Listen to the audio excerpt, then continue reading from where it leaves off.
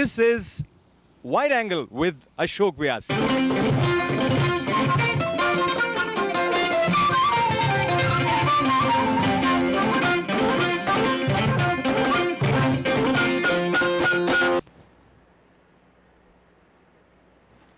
नमस्कार का अभिवादन जब मौन के साथ मुखरित होता है एक ऐसी उपस्थिति में जिनके उपस्थिति मात्र से ऐसा कहा जाता है कि जीवन की दशा और दिशा दोनों बदल सकते हैं। ये बात अपने आप में असंभव सी जान पड़ती है क्योंकि हम कई मनुष्यों से मिलते हैं और उनका एक लेश मात्र असर भी हम पर नहीं होता है। पर ऐसी क्या बात है जो एक मनुष्य को दूसरे मनुष्य से उस स्तर पर जोड़ती है जिसे हम आत्मा कहते हैं?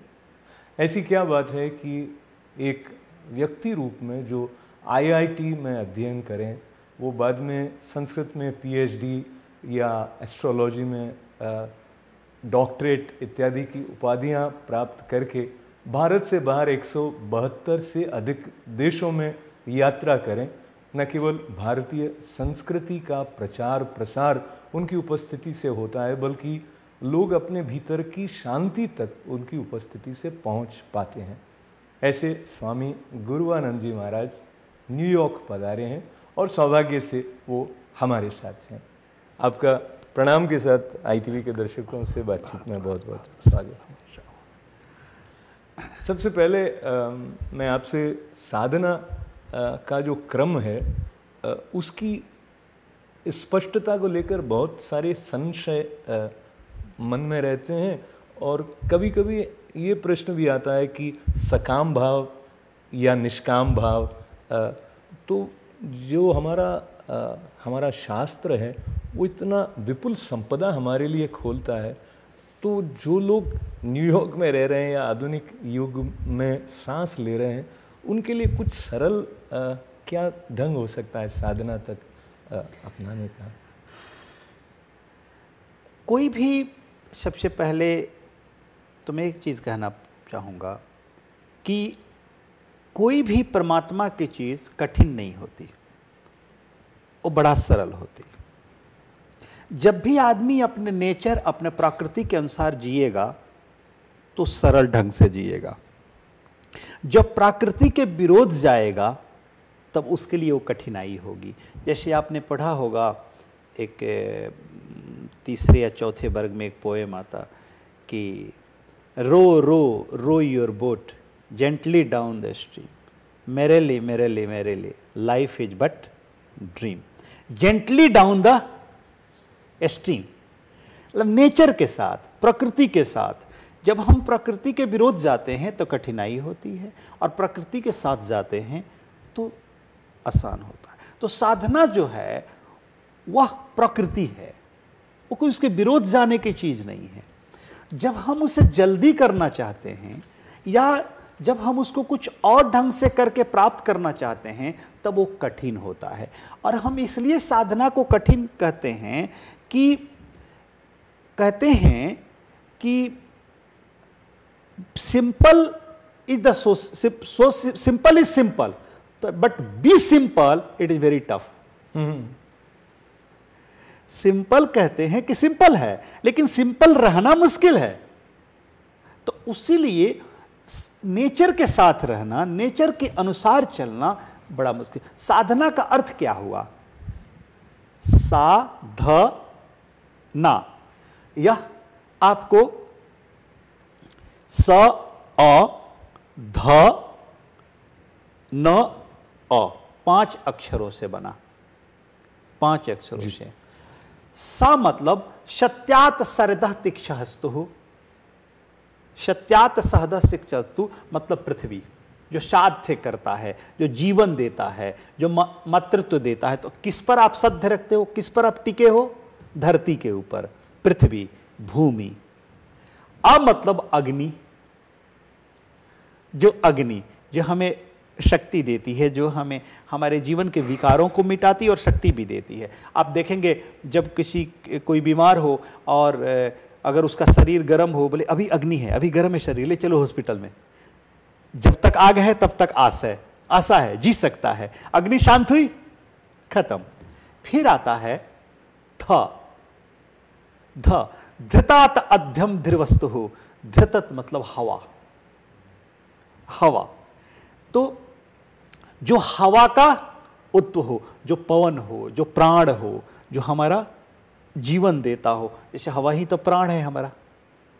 और हवा और एतस्त दिव्या प्रतहस्तु नत्यानि न मतलब नीर, जल, जी जो जल हो जी। और फिर आता है ना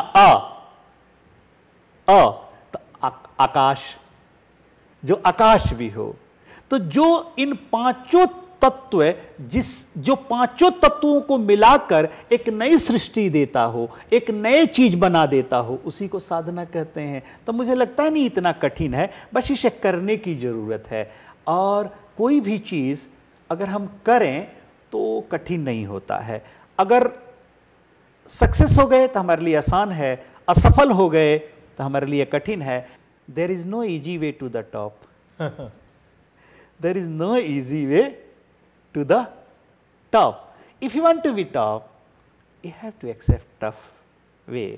और कि कैसे अगर किसी के आशीर्वाद से आप टॉप पर पहुंच भी गए हैं, that is very tough to be on top and maintain on top. तो बहुत ही सारगर्भित वचन हम तक पहुंचा। There is no easy way to the top, यानी शिखर तक पहुंचने के लिए कोई आसान तरीका नहीं हो सकता है, पर शिखर तक पहुंचने की लालसा हमारे भीतर, इच्छा, कामना, जो शब्द कहें, वो सचमुच हमारे भीतर है क्या?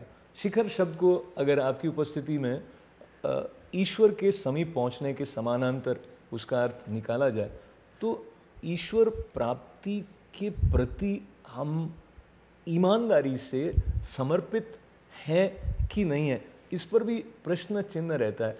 अब इससे दूसरा प्रश्न यह निकलता है कि ईश्वर क्या है?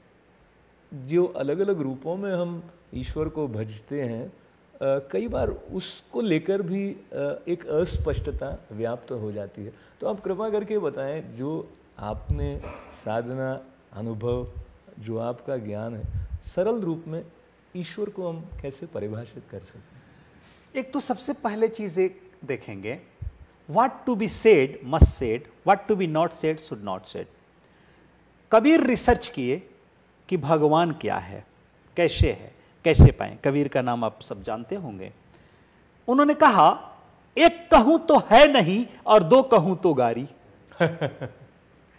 एक कहूं तो है नहीं, दो कहूं तो गारी, कहत कबीरिया जीवन भर बिचारी। मैंने जीवन भर के अनुभव से कहा है कि अगर एक कहूं तो कह नहीं पा रहा हूं। वो एक है, ये मैं कह नहीं पा रहा हूं, और दो कह दूं तो गाली हो गया कि वो दो हो ही नहीं सकता। इसलिए अद्वैत और द्वैत कहते हैं। एक कहता है द्वैत, दो है, और दूसरा ये नहीं कहता है कि एक है, कहता अद्वैत, दो नहीं है। जी जी जी। वो एक भी हो सकता है, तीन भी हो सकता है, 100 भी हो सकता है, लेकिन कभी इन्होंने ने कहा एकत्व या द्वैत, कह दिया। एक ने कहा द्वैत तो दूसरे कहते हैं न अद्वैत, वो दो नहीं है। तो वही कबीर कहते हैं, एक कहूं तो है नहीं और दो कहूं तो गारी। कहत कबीर इसे जीवन भर विचारी, जीवन भर विचार के कहा है। और भगवान के प्राप्ति के लिए कहीं जाया जाए, यह मूर्खता भरी बात होगी। कहां जाओगे इस संसार को, कहां किधर खोजोगे? भगवान को अनुभव करने का, एक्सपीरियंस करने का तरीका ढूंढ लिया जाए तब परमात्मा वही है। जैसे कृष्ण ने अर्जुन को भगवान को ढूंढाए नहीं, ढूंढने की रास्ता नहीं बताए, दिव्य दृष्टि दे दिए, आंख दे दिए, कहे देख भगवान तो यही है, तेरा रथ चला रहा है। कृष्ण ने कभी नहीं कहा अर्जुन तुम ये कर जिससे भगवान मिलेगा, लेकिन स्वयं कृष्ण भगवान थे, परमात्मा थे। और कहां ढूंढता? जब जसोदा कहती थी कि देवकी का दुख कब जाएगा, वासुदेव का दुख कब जाएगा, भगवान आएगा और अच्छा करेगा, तो कृष्ण हंसते थे, कहते थे मन में ही, ए यशोदा माँ कैसे तुम्हें समझाऊं कि वो आ चुका है, वो आने वाला नहीं है, वो आ चुका है। तुम सोचती है आएगा ठीक करेगा, वो तो यही है। लेकिन faith is I know I will get what I want. Faith is I know I will get what I want. Faith is not I will get when I want. Faith is not क्या बात I will get when I want, what I want, that I get. It is the faith.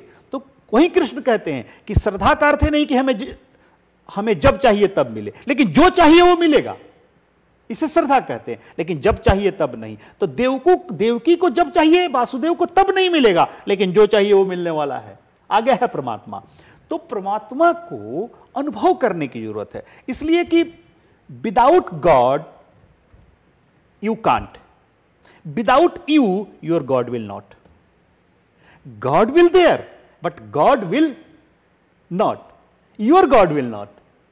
आप भगवान के बिना हम हो नहीं सकते और हमारे बिना हमारा भगवान नहीं होगा। हम जब तक है तभी तो हमारा भगवान है।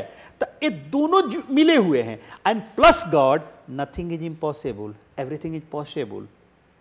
तो ईश्वर को हमें अनुभव करना। अब आप कहेंगे इसमें बहुत तरह के रास्ते हैं। कोई कहता है कि राम को मानो, कोई कृष्ण को, कोई क्राइस्ट को, कोई मोहम्मद को, कोई खुदा को, कोई बुद्ध को, कोई महावीर को।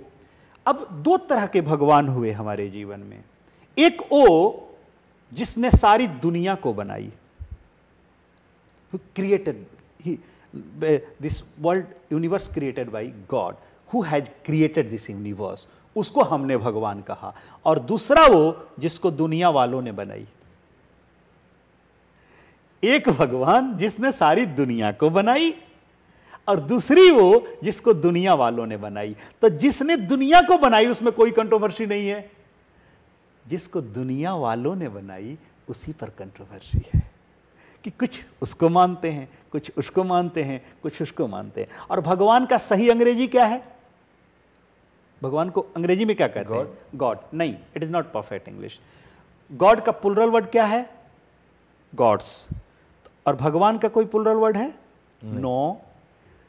और भगवान का प्लुरल वर्ड हो भी नहीं सकता।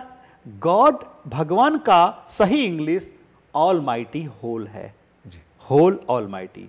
God's are parts of the whole. And God तीन चीजों से बना, GOD। G for generate, O for operate, D for destroy. Who is generating, operating and destroying? That's called God. तो God का अर्थ देवता, गॉडेस मतलब देवियां, और गॉड्स मतलब बहुत सारे देवताएं, और ऑलमाइटी होल भगवान। तो जो संसार को क्रिएट किया, जिसने संसार को बनाया, उसको हमने होल कहा, और जिसको दुनिया वालों ने बनाई उसको हमने गॉड कहा। ये अंतर रहा। अब भगवान में भी ये पांच तत्व है। भगवान सर्वव्यापी है, हर जगह। क्यों? कैसे मानेंगे? आजकल के बच्चे तार्किक हो गए, लेकिन विज्ञान और धर्म में एक अंतर है। निसंशय निष्ठावान व्यक्ति को धर्म के दरवाजे में प्रवेश होता है। निसंशय निष्ठावान, थोड़ी भी संशय बची हो तो हम धर्म के दरवाजे में नहीं जा सकते, धर्म से कुछ नहीं पा सकते। कारण कि हमारे जीवन में दो शब्द हैं, सत्य और सत्य। सत्य मीन्स ट्रूथ और सत्य मीन्स एग्जिस्टेंस। संस्कृत के दो चीज, सत्य एग्जिस्टेंस, सत्य ट्रूथ। ट्रूथ जो हमने पा लिया, हमारे दिमाग में अट गया, हमने रिसर्च कर लिया, मेरे बुद्धि में अट गई।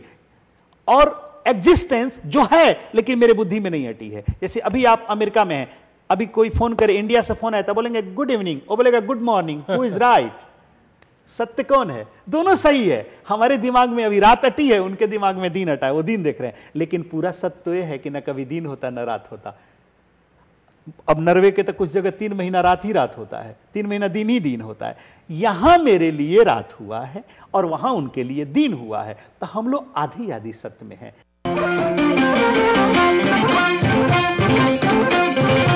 This is Wide Angle with Ashok Vyas.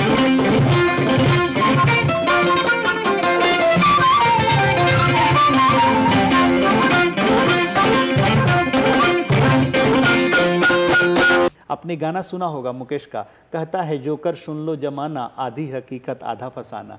ये दुनिया है, कोई चीज पूरा सत्य ही नहीं है, यूनिवर्सल ट्रूथ ही नहीं है। और सुबह से लेकर शाम तक हम झूठ भी देखते हैं।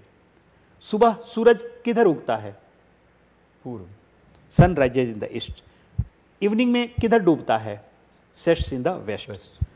दोपहर में किधर जाता है? दक्षिण में। पूरब से चला, दक्षिण गया, पश्चिम में जाके डूब गया। एकदम सही है, हमारी आंखें देख रही है। लेकिन टिल आज तक, टिल टुडे जो रिसर्च है विज्ञान का, वो कहता है the earth is moving around the sun. Sun is not moving, the earth is moving around the sun. धरती, पृथ्वी सूरज के चारों तरफ घूमती है। पश्चिम से पूरब की तरफ एक परिक्रमा कर लेती है पृथ्वी 24 घंटे में। सही है, लेकिन आंखें क्या देख रही है कि सूरज घूमता है। सूरज पूरब में था, दक्षिण में गया, पश्चिम में गया। तो देखो ना, आंखें कितनी झूठ देख रही है। रोज तो आंखें धोखा खा रही है। चल रही है पृथ्वी और दिख रहा है सूरज चल रहा है। आंखें कितनी झूठी देख रही है। हम इन आंखों पर भी कितना विश्वास करें? कितना विश्वास करें? यही तो लग गया। अगर विज्ञान न कहे तो हमें पता ही नहीं चले कि धरती चल रही है। हमें पता है सूरज चल रहा है और सही आंखें देख रही है। जो बच्चा हो, नहीं जानता हो विज्ञान, उसको बोलो धरती चल रही हो, बोलेगा झूठ बोल रहे हो, ये तो सूरज चल रहा है, दिख रहा है। अपने जब आप देखोगे फ्लाइट में चलते हैं तो आप बाहर झांक कर देखना तो लगेगा बादल चल रहा है, फ्लाइट नहीं चल रही है। फ्लाइट तो स्थिर है, वो कहां चलती हुई दिखती है। कभी कभी ट्रेन से गुजरो तो देखेगा पेड़ पौधे चल रहे हैं, हम तो स्थिर हैं। यही हमारे जीवन की माया है। अब हमारे दिमाग में अट गया, उसको हमने ट्रूथ कहा, और कुछ सत्य है, एग्जिस्टेंस है, लेकिन अटा नहीं है अभी तक।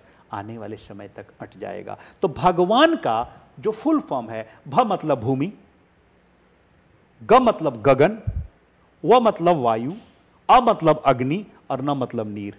क्या बात है, बहुत सुंदर। जिससे पांचों शुरू होता है। भूमि भी, धरती भी उसी से निकली, आकाश भी उसी से निकला, अग्नि भी उसी से निकला, पानी भी उसी से निकला। पांचों के पांच, अग्नि, जल, सब उसी से निकला है। तो पांचों जिससे बनता हो उसी को भगवान कहते हैं। इसलिए वो सर्वव्यापी है। दुनिया ही 5 चीजों से बना है। क्या बात।